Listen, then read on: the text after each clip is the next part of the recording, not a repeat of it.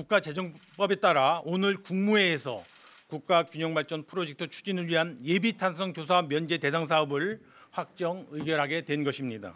첫째, R&D 투자 등을 통한 지역의 전략산업 육성.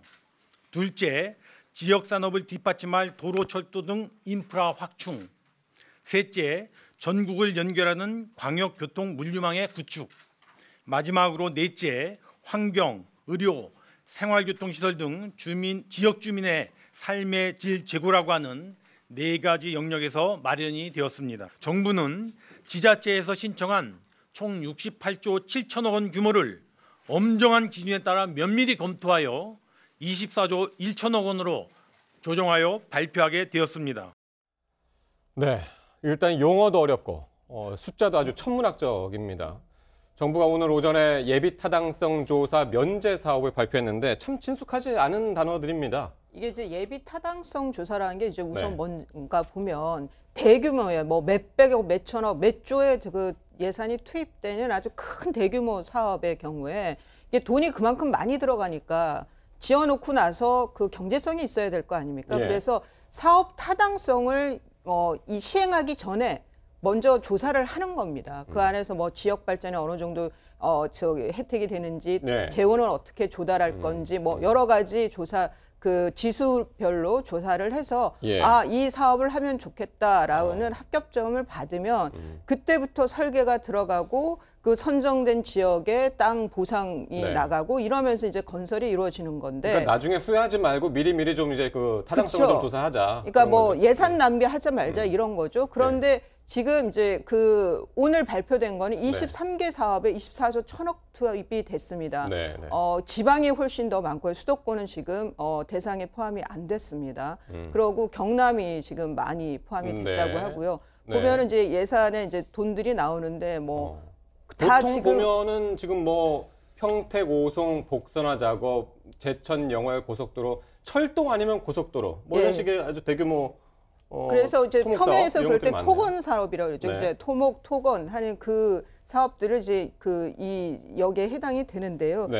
문제는 이제 이렇다 보니까 이것이 그 선심성 정책이 될 수 있고 선심성 사업이 되는 경우에 나중에 환경에도 문제가 되고 또 하나는 아무도 안 다니는 텅 빈 도로라든가 항만이 생겨지는 경우도 있죠. 뭐 양양국제공항 같은 경우에는 뭐 하루에 사람이 몇 명 안 다닌다든가 뭐 이런 것들로 대표적인 알겠습니다. 이런 그 논란이 지금 이제 상당히 많아서 뒷부분에서 이제 계속해서 말씀을 나누기로 하고 일단은 수도권하고 지방에서 총 33건을 신청했는데 일단 선정된 거는 23건입니다. 그 기준이 뭐였습니까?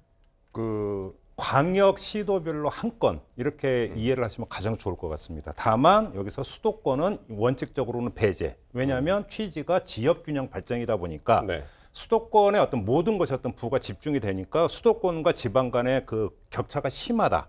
그래서 지역균형 발전 논리가 나온 것 아니겠습니까? 그러니까 수도권은 배제인데 다만 수도권 지역에서도 일부 낙후 지역이 있어요. 낙후 지역과 연결되는. 예를 들어서 이제 경기 북부라든지 두 건 같은 경우는 포함을 시켰는데 의정부에서 포천을 이어지는 포천선. 그리고 또 인천 쪽에 하나, 요 2개는 어떤 포함이 됐는데 원칙적으로 수도권은 배제고, 그러니까 지방에, 그러니까 광역 단위별로 큰 거 하나씩 이렇게 배정을 했다.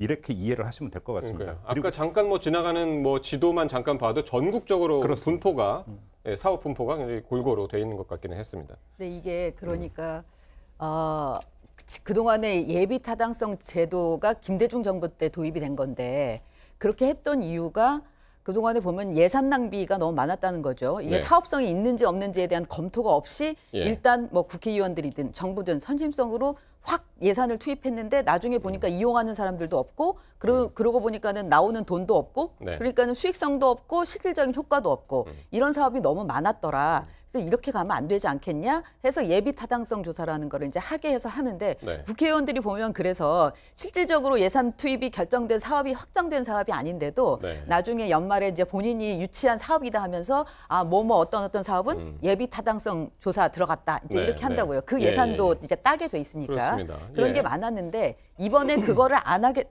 그거를 면제하는 사업을 이렇게 대규모로 발표를 하는 이유가 결국은 지역으로 갈수록 이 예비 타당성 조사를 통과하는 사업 자체가 없더라. 알겠습니다. 그런 의도였거든요. 예. 근데 이걸 가지고 이제 시민단체나 이런 데에서는 결국은 이걸 면제하다 보면 이 돈을 낭비하게 되는 거 아니냐라는 비판이 나오는 예. 거죠.